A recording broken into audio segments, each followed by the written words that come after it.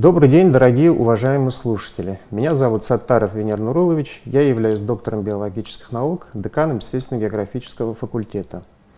Я вам сегодня прочитаю научно-практическую лекцию на тему «Медоносная пчела. Значение, проблемы и пути сохранения».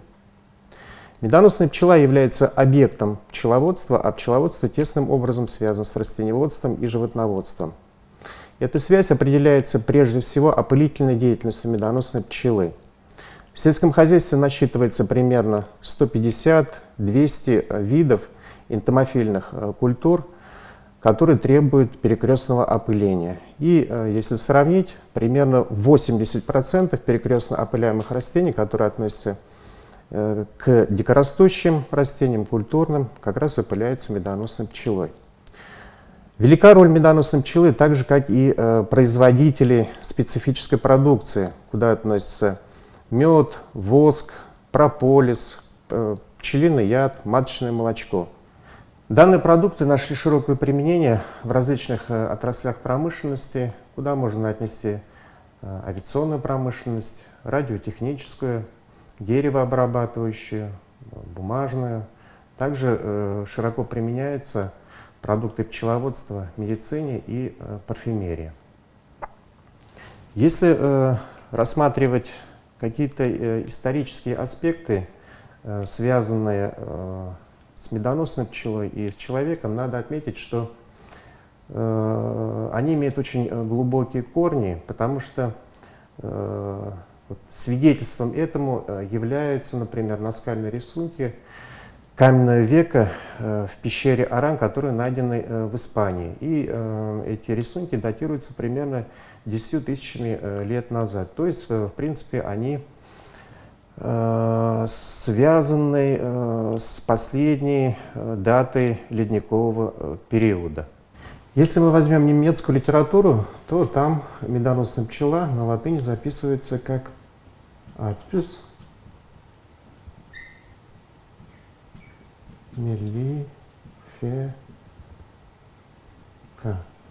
то есть делающий. Если же мы возьмем русскую и англоязычную литературу, то обычно применяется следующая латынь. Apis mellifera. То есть получается приносящий. То есть, по сути, получается правильная латынь, это вот Apis mellifica. Ну, здесь некоторые разногласия были, потому что первоначально Карл Линней, который описал медоносную пчелу, он назвал меллифера, но потом он признал свою ошибку и назвал меллифика. Но, к большому сожалению, по правилу приоритета сохраняется первое название. Но, тем не менее, суть от этого не меняется, то есть специалисты понимают, что подразумевается под Apis mellifica и Apis mellifera. В настоящее время вид медоносная пчела подразделена примерно на 27 подвидов, которые складываются из различных природных популяций. Ну, если взять подвиды, можно выделить карпатскую, серую горно-кавказскую, желтую кавказскую, украинскую, среднерусский подвид. Как раз последний подвид, он эволюционно складывался, экологически адаптировался к центральным и северным регионам Российской Федерации. В частности, если мы возьмем Республику Башкортостан, то здесь обитает башкирская популяция среднерусского подвида медоносной пчелы. И в первоначальной форме, в которой пчела обитала в более ранние периоды, у нас в республике сохранились бортевые медоносные пчелы на территории заповедника Шульган-Таш. Вообще изначально этот заповедник в 1958 году создавался для сохранения бортевых медоносных пчел. К большому сожалению, в последние десятилетия, в последние годы медоносная пчела находится под усиленным антропогенным влиянием. На пчелиные семьи, на пасеки сильно воздействуют экотоксиканты, Широкое распространение получают болезни, вредители, инфекционные, инвазионные заболевания. Воздушные массы переносят какие-то отравляющие вещества с промышленных зон, и все это приводит к снижению иммунитета и большей частью гибели пчелиных семей. Например, фиксируются различные морфологические изменения, в частности, изменения в жилковании крыльев, изменения цвета глаз и так далее. Перед учеными, перед специалистами в настоящее время стоит задача поиска резерватов чистопородных пчел. И в данном случае существует ряд инструментов, с помощью которых проводится идентификация таксономической чистоты. Ну, в частности, например, генетический метод, биохимический, этологический, морфометрический и так далее. Ну, наиболее распространенный и простой в использовании является морфометрический метод. Здесь надо сказать, что данный метод, то есть морфометрический метод, развивается по двум направлениям или по двум научным школам. Это советская, ныне, получается, российская, основателем которой является Алпатов, и немецкая школа. Основателями немецкой школы являются Фридрих Рутнер и Гёц. И эти две школы, точнее методы, которые применяются в этих школах, они отличаются по спектру исследуемых признаков и по некоторым количественным показателям. В частности, например, длину хоботка используют и в той, и в этой школе. Показатели крыла также присутствуют в обеих школах. Тригиты, параметры снимают воскового зеркальца. Вот на слайде представлена методика определения длины волосков. Ну, к сожалению, в российской школе, научной школе по идентификации медоносных пчел эта методика не столь широко распространена.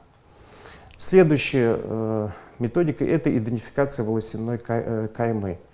Данная методика была создана и реализована специалистами научной школы. В России применяться начал этот метод, наверное, последние 5-7 лет.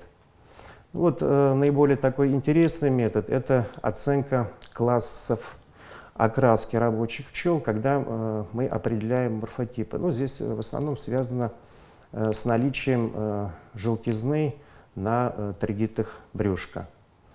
Вот еще одна интересная такая методика была предложена Фридрихом Рутнером. То есть здесь мы определяем цвет окраски волосков трудней. То есть по окраске тоже мы можем в какой-то мере соотнести трутни, то есть трутневые особи медоносных пчел, к какой-то определенной таксономической группе. Вот на этом слайде представлены классы морфотипов, которые мы исследовали и выявили на территории Республики Башкортостан. То есть спектр очень большой. То есть мы определили различные классы, то есть класс Е, Е большое, О, 1Р, 2Р и так далее. То есть это как раз вот является свидетельством того, что происходят гибридизационные процессы башкирской популяции среднерусского подвида медоносной пчелы. И вот на этом слайде еще представлены тоже такая совмещенная оценка ширины волосяной каймы и классов морфотипов. То есть совмещая их, мы в какой-то мере можем определить фенотип по брюшку. То есть здесь тоже очень высокий спектр, тоже является доказательством того, что на пасеках Республики Башкортостан происходят гибридизационные процессы. Ну, конечно же, это не очень хорошо, это влияет на сохранность в целом башкирской популяции. Подводя итог нашей встречи, хотел бы озвучить слова, сказанные Эйнштейном. Если на Земле исчезнут пчелы, то через 4 года исчезнет и человек. Не будет пчел, не будет опыления, не будет растения, не будет животных, не будет человека. То есть мы можем поверить этим словам, можем не поверить. Но, по крайней мере, мы должны быть уверены, что если пчелы погибнут, то погибнет и все человечество.